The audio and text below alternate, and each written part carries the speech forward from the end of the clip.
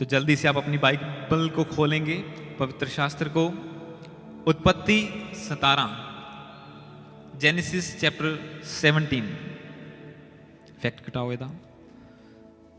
Genesis chapter 17 उत्पत्ति ਉਹਦੀ 17 verse ਨੂੰ ਤੁਸੀਂ 17 ਚੈਪਟਰ ਨੂੰ ਤੁਸੀਂ ਖੋਲੋਗੇ, ठीक है।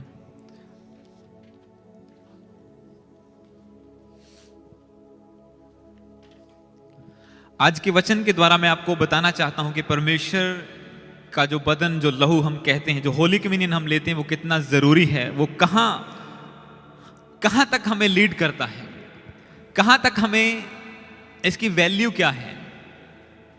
हाँ, हमने जाना कि यीशु का लहू पापों से शुद्ध करता है, हम हील होते हैं होली कम्युनियन लेने के द्वारा, प्रभु से जुड़ते हैं, पर इसका बहुत बड़ा इफेक्ट जो अननोन है हमारी लाइफ से, आज के वचन में वो आपको पता चलेगा। तो हम पढ़ेंगे जेनेसिस 17 उसका 1 से लेके 9 तक, उत्पत्ति ਉਹਦੀ 17 चैप्टर ਉਹਦਾ 1 वर्ष तो लेके 9 वर्ष तक मैं पढ़ांगा। और इस वचन में लिखा है, जेनेसिस चैप्टर 17 में, जब अब्राम 99 वर्ष का हो गया तब यहोवा ने उसको दर्शन देके कहा, परमेश्वर ने उसे दर्शन देके कहा, मैं सर्वशक्तिमान परमेश्वर हूं, मेरी उपस्थिति में चल और सिद्ध होता जा। मैं तेरे साथ वाचा बांधूंगा, एक कवनेंट, एक वाचा को बांधूंगा और तेरे वंश को अत्यंत बढ़ाऊंगा। तब अब्राहम मुंह के बल गिरा और परमेश्वर उससे यूं बातें करता गया, देख मेरी वाचा तेरे साथ बंधी है, इसलिए तू जातियों के समूह का मूल पिता हो जाएगा। इसलिए अब से तेरा नाम अब्राम ना रहेगा, परंतु तेरा नाम अब्राहम होगा, क्योंकि मैंने तुझे जातियों के समूह का मूल पिता ठहरा दिया है। मैं तुझे अत्यंत फलवंत करूंगा और तुझे जाति जाति का मूल बना दूंगा, और तेरे वंश से राजा उत्पन्न होंगे। और मैं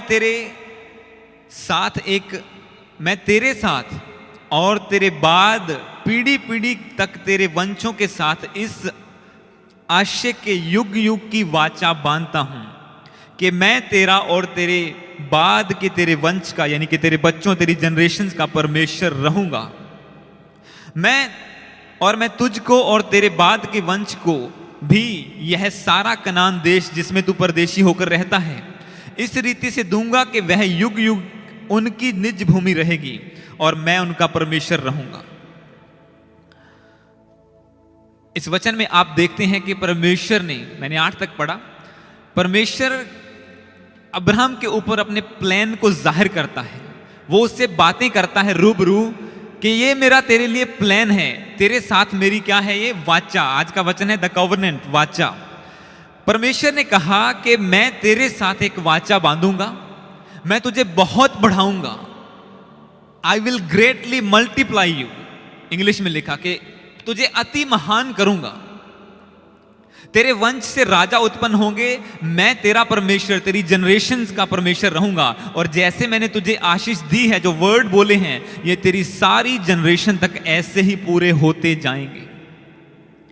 ये वाचा मैं तेरे साथ बांधता हूं कि मैं तेरा परमेश्वर हूं, तेरी जनरेशन, तेरे आने वाले पुश्तों का भी परमेश्वर रहूंगा, और जैसे मैंने तुझे ग्रेटली मल्टीप्लाई किया है, बहुत महान किया है, बहुत बढ़ाया है, मैं तेरे वंशों को ऐसे बढ़ाता जाऊंगा, और तेरे वंश से राजा, यानी कि अथॉरिटी वाले लोग पैदा होंगे। राजा यानी कि किसी बात की घटी नहीं, किसी का डर नहीं, अथॉरिटी के साथ जीने वाला बंदा। परमेश्वर ने कहा ये ऐसा मैं तेरे साथ करूंगा और तेरे वंश के साथ करूंगा। पर जब हम 9 को पढ़ते हैं, इफेक्ट कट करो, फिर परमेश्वर ने अब्राहम से कहा, तू भी मेरे साथ बांधी हुई वाचा का पालन करना, तू और तेरे पश्चात तेरा वंश भी अपनी अपनी पीढ़ी में उसका पालन करना। परमेश्वर ने पहले कहा कि मैं तेरे साथ वाचा बांधता हूं, मैं तेरे साथ ये वायदे करता हूं, मैं तेरे साथ ये सब काम तेरी जिंदगी में मैं करने वाला हूं, पर तुझे एक काम करना होगा, तू भी मेरे साथ बांधी हुई वाचा का पालन करेगा और तेरे पश्चात तेरा वंश भी अपनी अपनी पीढ़ी में उसका पालन करेगा। कि जो वायदा, जो वाचा, जो कोवेनेंट मैंने तेरे साथ बांधी है, मैं तो उसे पूरा करूंगा अपनी तरफ से, पर तेरे जनरेशंस को और तुझे भी उस वादे के अनुसार चलना होगा। इसलिए पहले वर्ष में लिखा, परमेश्वर ने अब्राहम से कहा, मेरी उपस्थिति में चलता जा और सिद्ध होता जा, पवित्र बन जैसे मैंने तुझे बनाया है, पाप में मत गिरना, तो मैं तेरी जिंदगी में इन वायदों को पूरा करूंगा। प्रभु ने सारा प्लान खोल के बता दिया कि तू बढ़ेगा, मल्टीप्लाई होगा, राजा उत्पन्न होंगे, मैं तेरी जनरेशन तक तेरे साथ रहूंगा, पर अगर तू और तेरा वंश मेरे साथ इस वाचा का पालन करेगा तू। मैं इसके साथ एक और वचनों को पढ़ूंगा, ड्यूटेरोनोमी 28। इसमें हम वापस आएंगे, अगर आप चाहें तो इसमें कुछ अपना पेन कुछ रख सकते हैं।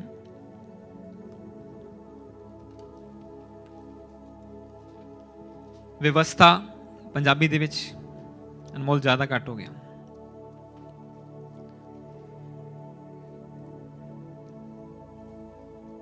व्यवस्था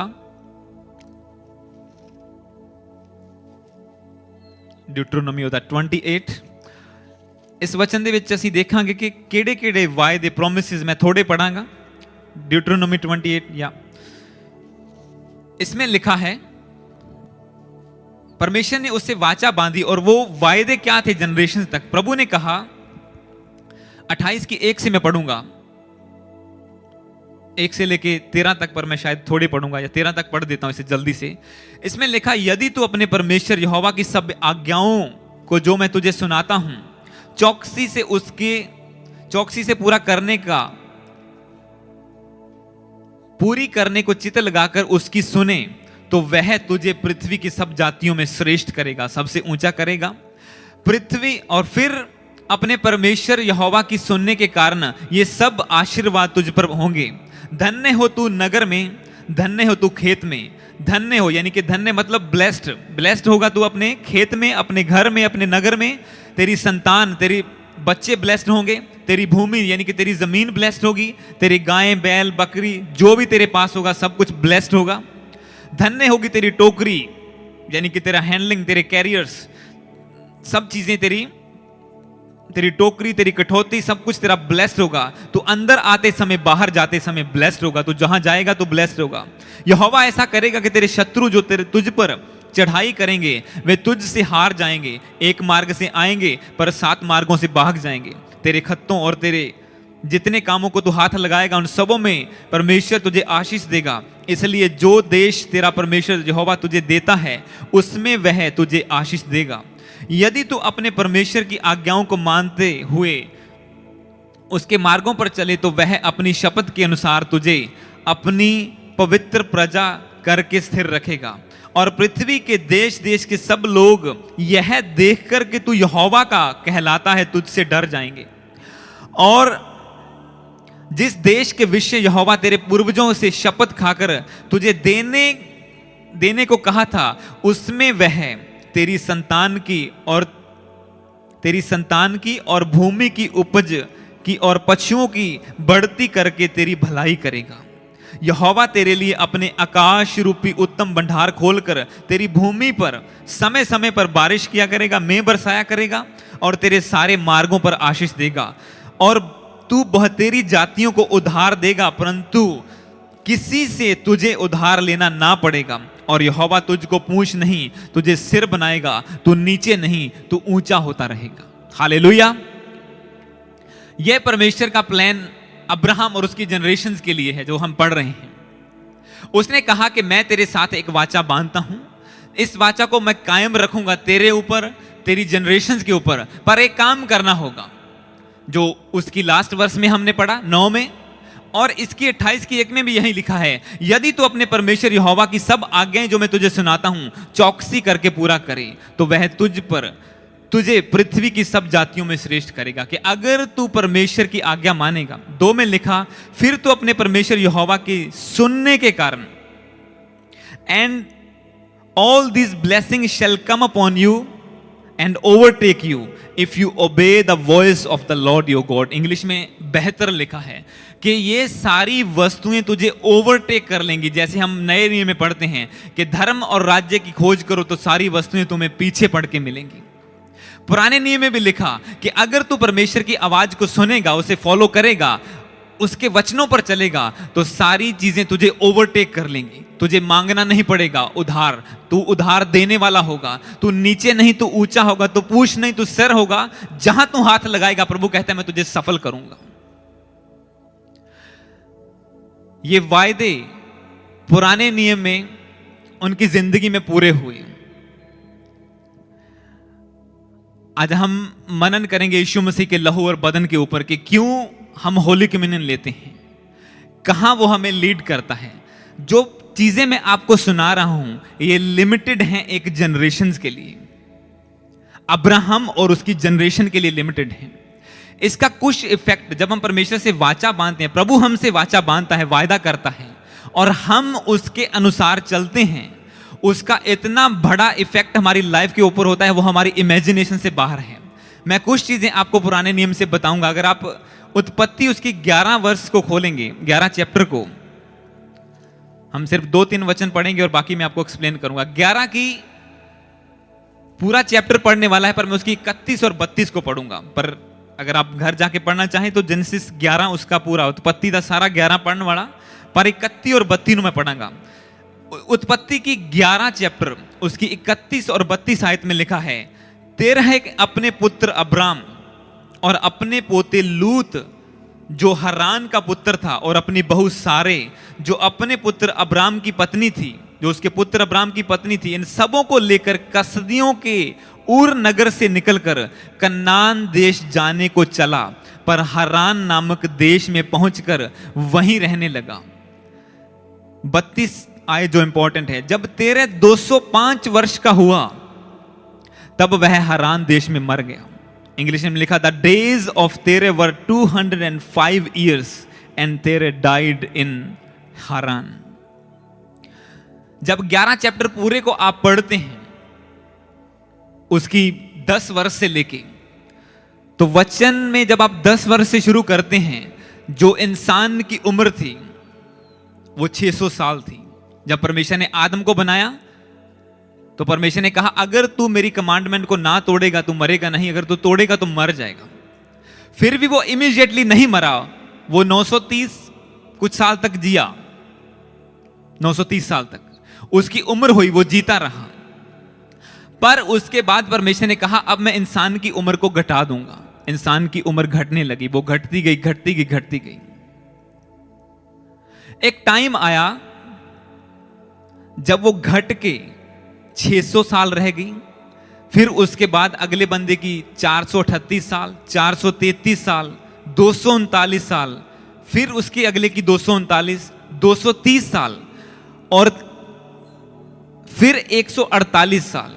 जिसकी उम्र 148 साल थी वो अब्राहम का दादा था, नाहोर।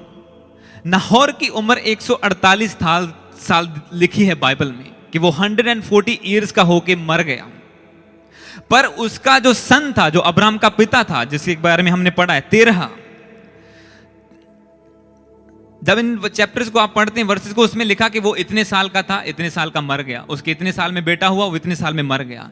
पर जब 13 का टाइम आया, अब्राहम के फादर का टाइम आया, तो वचन में लिखा उसने एक डिसीजन लिया। वह जिस देश में रहता था, आपने पढ़ा है कि परमेश्वर ने अब्राहम को बुलाया कि तू कनान देश में चला जा, पर असल में डिसीजन उसके फादर ने लिया था। पर अब्राहम को तो परमेश्वर ने बुलाया था कि तू आ, मैं तुझे देश में लेके जाता हूं, पर 13 ने खुद डिसीजन लिया था कि मैं कसदियों के देश को छोड़ के जाऊंगा बाहर, मैं इस देश में नहीं रहूंगा। और वचन में लिखा वो अपने नगर से चला, अपने देश से बाहर निकला। क्यों उसने डिसीजन लिया? जो कसदी लोग थे वो एस्ट्रोलॉजी का काम करते थे, वो हाथ की रेखाएं बताते थे, किस्मत बताते थे, माथे की लकीरें पढ़ते थे, जादू टोना करते थे। और उसने एक डिसीजन लिया कि मैं इस देश में नहीं रहूंगा, मैं इससे बाहर जाऊंगा।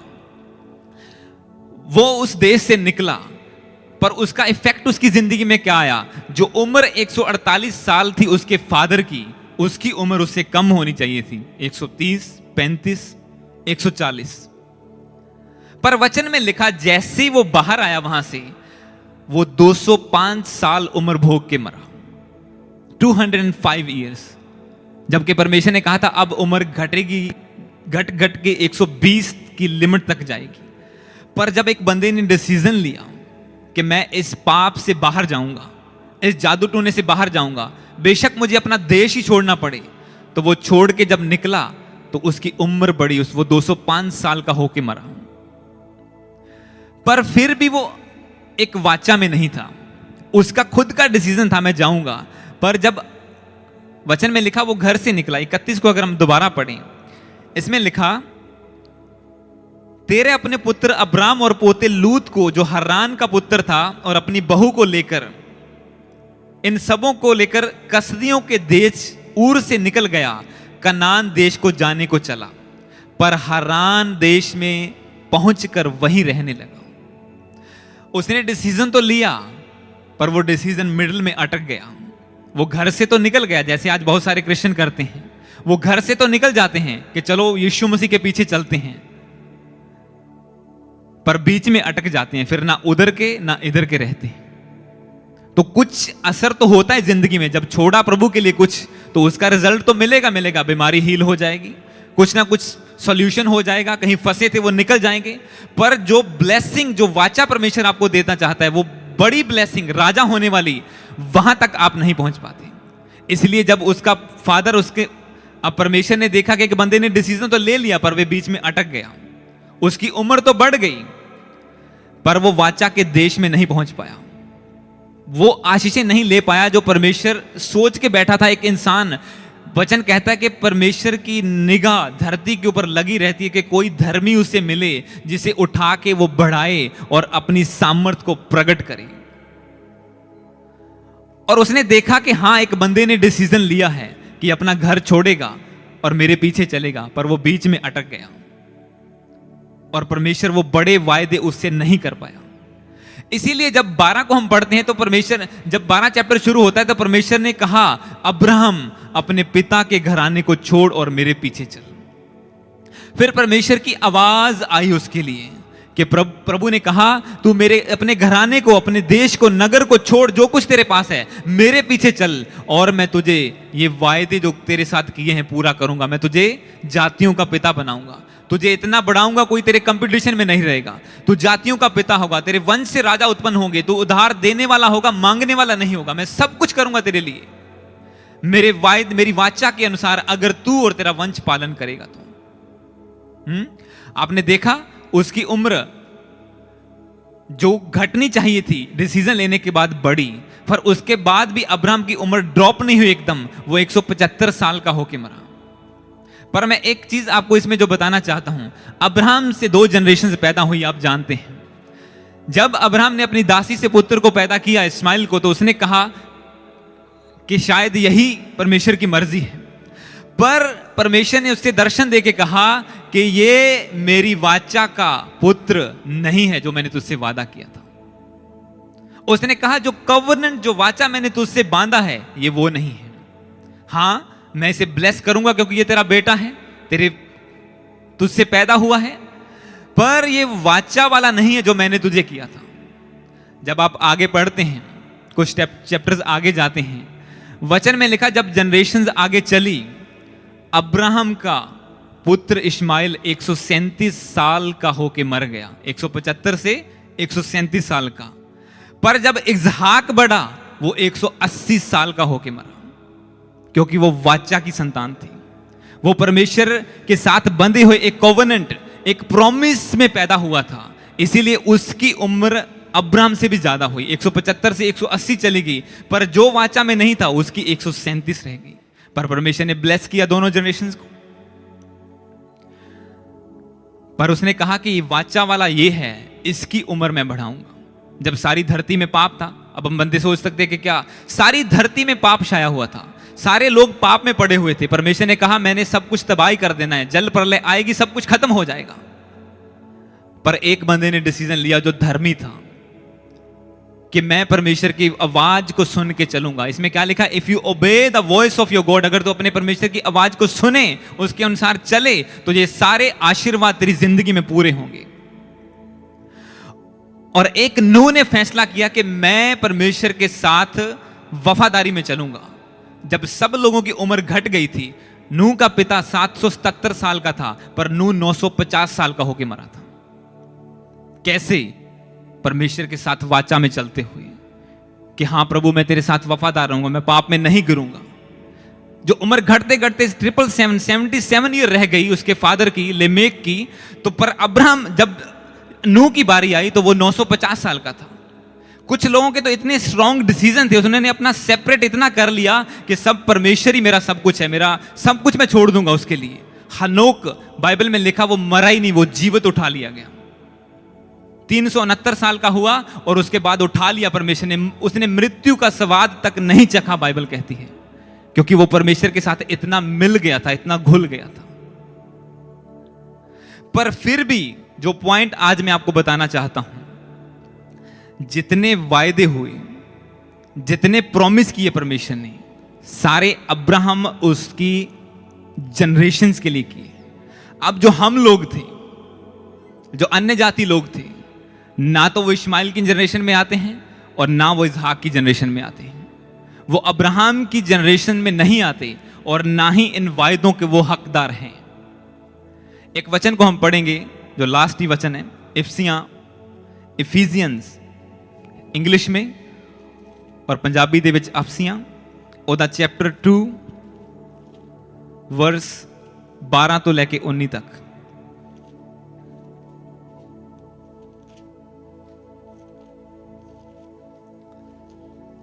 कुरंथियां के बाद आपको मिलेगा गलातियां, फिर अफसियां।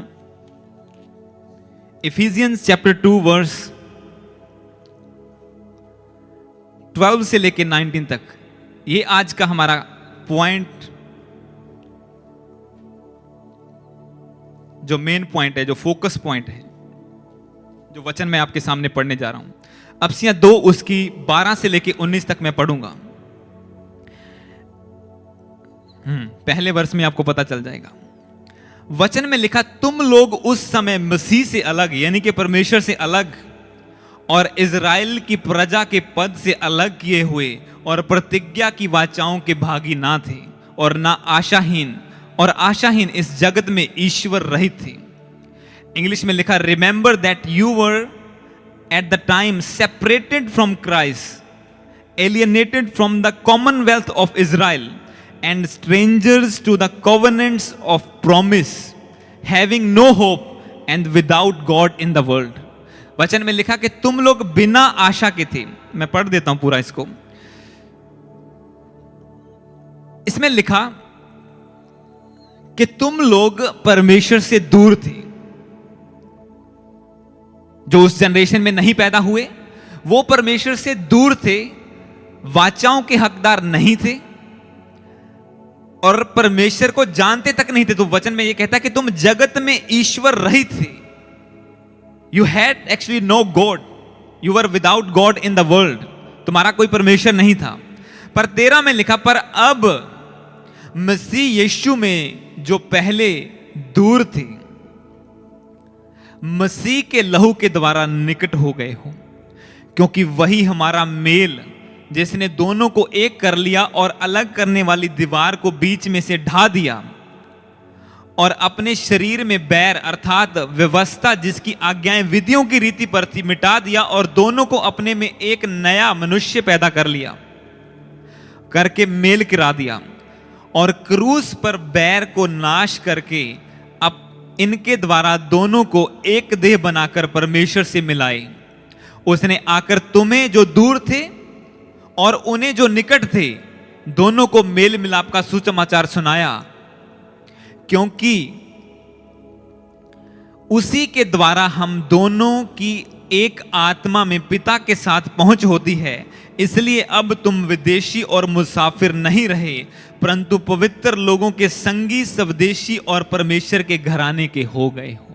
हालेलुया। यह वचन आपको सब कुछ समझा रहा है। वचन कहता है कि तुम एक थी वाचा की संतान, कि जिनके ऊपर ऑटोमेटिकली अब्राहम की आशीषें आती जा रही थी, परमेश्वर की वाचा के अनुसार, उसके प्रॉमिस के अनुसार, कि मैंने तुझे ब्लेस किया, तेरी जनरेशन ब्लेस होगी। वो ऑटोमेटिकली ब्लेस होते जा रहे थे। और वचन कहता कि एक थे जो जो जानते भी नहीं थे परमेश्वर को, मसीह से दूर थे। पर हुआ क्या, यीशु मसीह धरती पर आए, अपना लहू बहाया, सलीब उठाई, अपने आप को कुर्बान किया, और वचन में लिखा जो दूर थे तुम और जो नजदीक थे दोनों को एक जनरेशन बना दिया। अब जो आशीषें अब्राहम की हैं, उसकी जनरेशन की हैं, वही वायदे हमारी जिंदगी में पूरे होते हैं। यीशु मसीह का लहू, वचन में लिखा हम जो दूर थे, कि तुम जो दूर थे, यीशु का लहू। 13 में लिखा पर अब मसीह में तुम जो पहले दूर थे, मसीह यीशु के लहू के द्वारा निकट हो गए हो।